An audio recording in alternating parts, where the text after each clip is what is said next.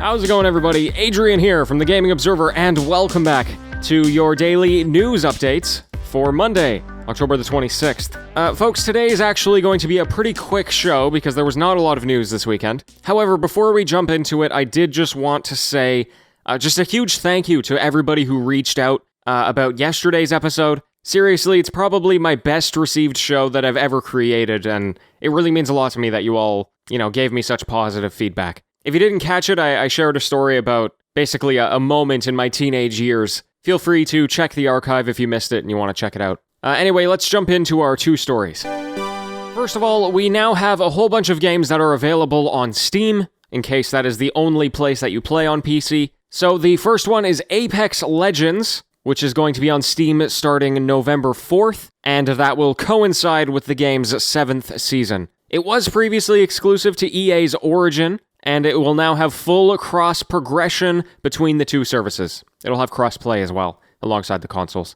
In the same blog post where they announced this, they also have said that the Nintendo Switch owners are going to have to wait a little bit longer than expected, and won't be getting the game until 2021. Next up is Obsidian's The Outer Worlds. This was exclusive to the Epic Game Store and the PC Game Pass, and so the game is now available on both Steam and GOG.com, 50% off. And if you haven't played The Outer Worlds, it's pretty good. I did play it myself, I liked it a lot. I would say don't go in with too high of expectations of like a huge grand RPG, like something like Fallout New Vegas. And if you don't have those expectations, you'll probably have a good time. And finally, we have a game that has been in early access on the Epic Game Store for the last year. It's called Surviving the Aftermath. That's also now available on Steam. If you don't know, this game is a post-apocalyptic follow-up to Surviving Mars. Not necessarily a sequel, more just a continuation of the franchise. And it is a colony builder, which I would say wasn't incredibly deep, Surviving Mars, but it did have a lot to do. So if you're into strategy games, then you're probably going to get a good time out of it. And something that I really loved about Surviving Mars was that it felt like there was very low pressure. I feel like in a lot of strategy games, I always feel like I'm doing the wrong thing. Whereas with this, it was like I had a fairly good grasp of what to do. So anyway, feel free to check out Surviving the Aftermath if that interests you. Bit of a different setting. And if you want to wait until early access is done, that comes sometime next year. Okay, and the only other thing here is for those of you who have a PlayStation. So Sony just put out a patch that has apparently just significantly reduced load times on Sony's first-party games. So for example, on The Last of Us Remastered, that game has had loading screens of like 90 seconds. They've brought it down to under 20. Same thing with Until Dawn. They've basically eliminated loading screens altogether with that game. Now, we don't know exactly why these patches have arrived. The idea that's going around is that they are trying to improve it for backwards compatibility with the PS5, and then it just also happened to work on the PS4. It could also be that Sony has just found some easy improvements that could be made and encouraged devs to do it.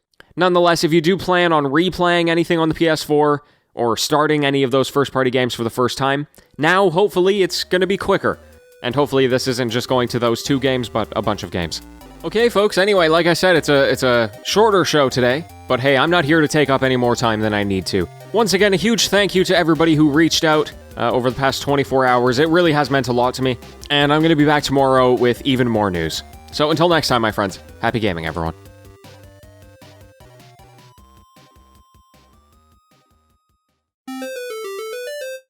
Hello, everybody. TGO After-Show.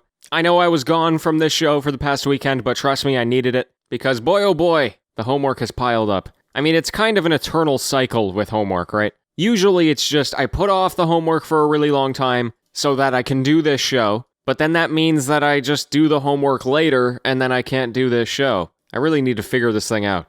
Anyway, it's been nice. The last 2 days have been nice. Not having to spend 2 hours on this show on the weekend really helps me out. You know, sharing that story about my grandfather yesterday was kind of a spur-of-the-moment thing, so not a whole lot of planning. And it was nice, it was relaxing. We also took a break from the TGO podcast with Kato, both this week and last week. However, I'm definitely hoping that it returns this upcoming weekend, and I think we're going to go through a bit of a renaming and a bit of a reimagining of what that show is going to be, so I'll keep you in the loop on that. And I think really what it did for me, all of these cancellations, essentially, I took some time off of work as well, just a day or two. It just let me slow down a little bit. It reminded me what it was like to not have much scheduled in the day other than doing some homework. And then that gave me a lot more time to just play some games, go at my own pace, not have to need things done at a certain time. I also ordered pizza so that I didn't have to cook dinner. It was very nice. And so just these past 2 days,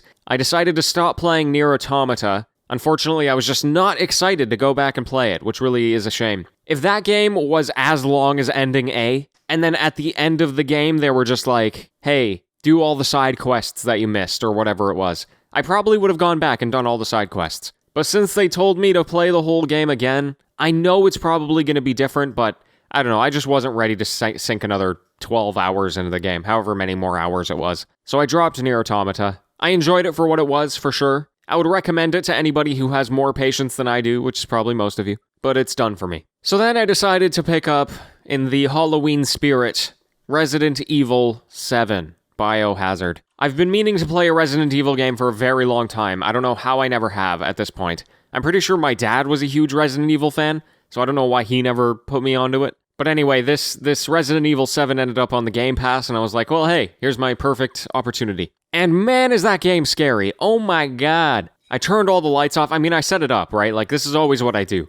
I say, I'm gonna watch a horror thing, because I appreciate horror. And then I turn all the lights off, and I scare myself to bits. And I go, nope, nope, nope. So I played like an hour of Resident Evil 7, and then I switched to Mass Effect, because that's more of a feel-good game. I don't plan on putting any significant amount of time into Mass Effect. I just happened to have it installed on my machine, and I thought, what the heck, let's play through the first hour of Mass Effect again. So I did that. And who knows, maybe I'll actually try and complete it this time, compared to all the other times I've tried to complete it, but it probably won't work. And then other than that, I've been playing a lot of VR. Mainly Beat Saber, that's pretty much the only game I own that I can play with the Quest without a cable to my PC. It's really good. Good, you know, Beat Saber is extremely good. I'm getting a little tired of the songs, so I need to look into modding it for the custom songs that they have. Now is a bad time, because they just had this recent update that I think screwed up all of the modding, but anyway, I've just been playing around. I've been playing Hitman 2 as well. I forgot what it was like, how many games you could play when you actually had free time,